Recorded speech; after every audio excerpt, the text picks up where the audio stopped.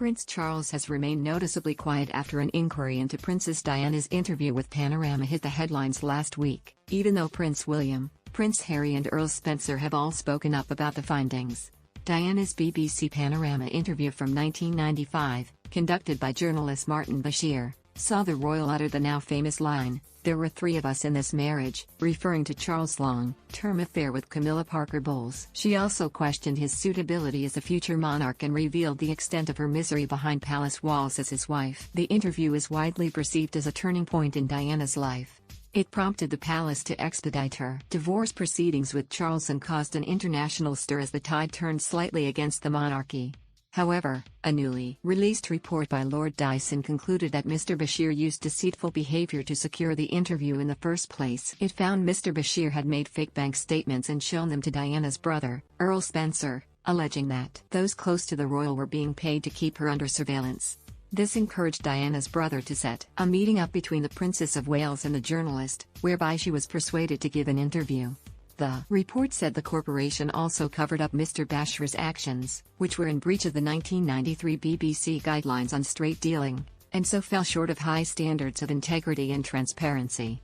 The BBC has subsequently sent apologies to Charles, William and Harry along with Earl Spencer. While Diana's sons and brother have publicly responded to the findings, her ex-husband is yet to voice his thoughts. William's fury was palpable when he released a video statement in time for the evening news that same day. He said, "It is my view that the deceitful way the interview was obtained substantially influenced what my mother said. The interview was a major contribution to making my parents' relationship worse and has since hurt countless others. It brings indescribable sadness to know that the BBC's failures contributed significantly to her fear, paranoia and isolation that I remember from those final years with her."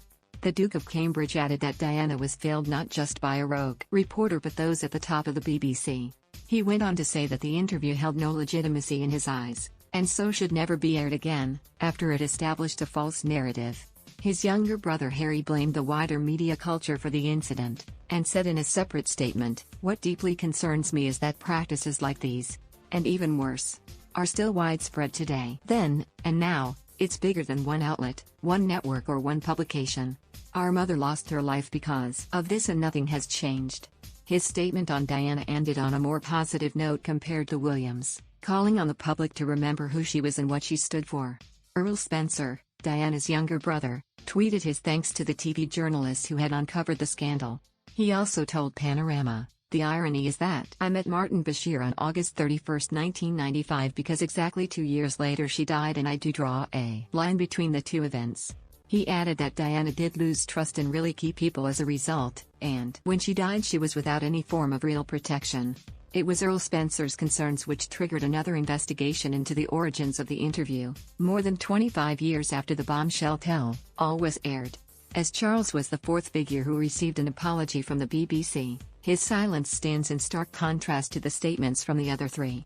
However, he was heavily criticized following Diana's interview as it brought his affair with Camilla into the public eye. Many royal watchers even took to social media to criticize William's claim that the BBC Panorama interview worsened his parents' relationship, and instead blamed the Prince of Wales' infidelity throughout their marriage. Yet, as the BBC's royal correspondent Johnny Diamond explained, this might not be the end of the matter for the royal family. Discussing William's statement, he said, "Note, there was no talk of drawing a line under this, there was no talk of this being a long time ago. The Prince of Wales may yet touch on the sensitive subject in the future." Following the publication of Mr. Dyson's report, Mr. Bashir said in a statement, "This is the second time that I have willingly fully cooperated with an investigation into events more than 25 years ago. I apologize then, and I do so again now, over the fact that I asked for bank statements to be mocked up. It was a stupid thing to do and was an action I deeply regret. But I absolutely stand by the evidence I gave a quarter of a century ago, and again more recently. I also reiterate that the bank statements had no bearing whatsoever on the personal choice by Princess Diana to take part in the interview." He continued, "It is saddening that this single issue has been allowed to overshadow the princess' brave decision to tell her story, to courageously talk through the difficulties she faced, and to help address the silence and stigma that surrounded mental health issues all those years ago." He added that he will always remain immensely proud of that interview. Mr. Bashir also told the Sunday Times that he never wanted to harm Diana with the interview after Lord Dyson revealed his findings. He said, "I never wanted to harm Diana in any way and I don't believe we did. Everything we did in terms of the interview was as she wanted, from when she wanted to alert the palace, to when it was broadcast, to its contents. My family and I loved her.